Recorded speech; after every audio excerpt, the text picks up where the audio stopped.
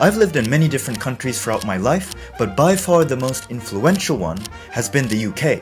Even though I only spent about 3 years in the UK, that came with lots of ups and downs. So in this video, I'll be discussing how living in the UK changed me as a person, both for better and for worse. Let's start with the bad changes. Don't worry, there's more good things coming up after this. As you may know, Japan is super perfectionistic and punctual in everything. From public transport, to hospitality, to just day-to-day life. So before moving to the UK, I was absolutely trained in this Japanese style and I was always on time. Not late, not early, but on time. However, this trait gradually faded away as I spent more time in the UK. The laxness of society gradually bit into my standards. Of course, I continue to do my best in keeping up my standard, but I definitely felt less guilty when I didn't meet those standards.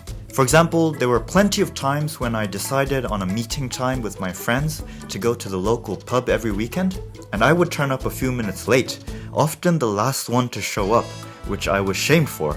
But when the UK is more relaxed and more often delayed compared to Japan, then inevitably my mindset is going to adapt to this. Of course, it's not just the UK, but either way, there's definitely an argument to be made against Japan that its society is too stressed, strict, and just overworked as a result of this punctuality.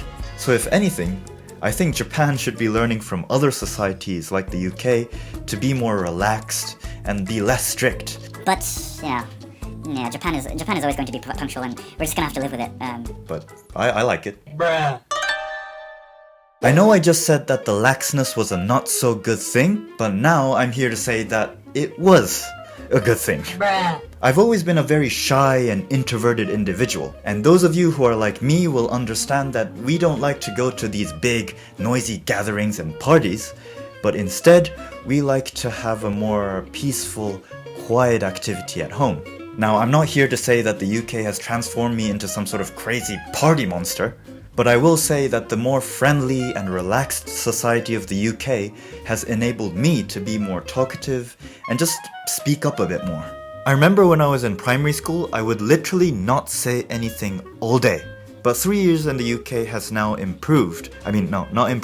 switched on my public speaking skills, which I thought I never had, and it was just shut off. That's right, I can now confidently stand in front of a crowd or a camera to be able to give a speech or teach a lesson. Something I never would have been able to do if I had stayed in Japan. In psychology, there's a thing called the interactionist approach to personality change, suggesting that our personalities are a combination of both our traits that we inherit from our parents, plus the environments that we put ourselves in. And I think I fit perfectly with this theory. Yes, innately I am still introverted and shy, and that probably won't change for a while, but thanks to the talkative environment I was put in, I have become more talkative myself as I've adapted to it, and I would consider this a positive personality change. Here's a question for you. Do you prefer the city or the countryside? It may surprise you to say that I actually prefer the city. Now this goes back to that whole personality change theory thing. But because I've grown up in the cities for almost 2 decades, my personality has adapted to it to make me a so-called city boy. But again, living in the UK for 3 years has further changed my personality to start actually appreciating the nature and countryside. If I said Japan, what's the first image that comes to your mind? You might picture something peaceful, like the empty streets of Kyoto, not like that ever really happens these days. Or you might think like me and picture the crowded Shibuya crossing in Tokyo. Whereas now if I said UK, what comes up in your head now? Because I immediately associate the UK with greenery and rolling hills all over the country. In Japan, you could drive or go on a train for a long time without seeing proper greenery, while in the UK, the transition from city to countryside is much faster. And it's not just the more nature situation. The UK and Europe in general, if you live there or you've been there, is obviously keeping the buildings and architecture old and as it is. Whereas if you go to Japan and Asia in general, it's more about changing the buildings, rebuilding it constantly and updating it for the future. Now, as someone who likes sci-fi movies, I am actually excited to see what the future of Tokyo will look like. But of course, there is good in keeping things old. Luckily, there are still plenty of towns and villages here in Japan that are doing their best to preserve things and keep them as they are, strictly preventing any technological advancements for good reason.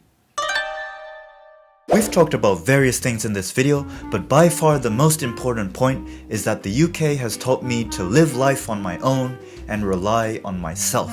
From cooking meals, to doing the laundry, to studying for my university exams, to sending my luggage from the UK to Japan, which was an absolute pain, to looking for internships, which I failed at. Living away from my parents has forced me to do everyday things and life things all on my own.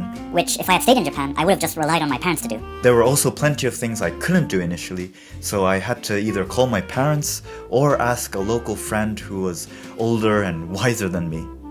Either way, there's no denying the fact that in just 3 years, I not only grew in knowledge through my degree, but also in practical life skills, which I'm now finding very useful as I continue to live on my own here in Japan. Something I always remind myself of is that however difficult a situation is in life, it's all a learning experience.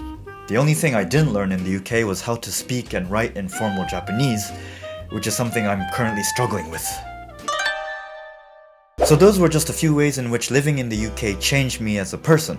It was actually really fun to make this video because I remember as soon as I got back home to Japan, my friends and family immediately pointed out how different I was compared to when I left Japan. So this was a good way to sort of self-therapy myself. Wait, hold on. Self-therapy myself? Is that how you say? Self-therapize? Self-therapizing? Wait, what? It was a good way to self-therapy myself. Wait, hold on, that doesn't sound right though. Anyways, if you've had a similar experience living abroad or the UK specifically, let me know in the comments of how your personality may have changed. With that being said, thank you very much for watching. If you'd like to watch a video on tips for solo travel, because that's what I sense that you want to watch, please click here. But anyways, thank you very much, and I hope to see you soon again in the near future. Bye bye.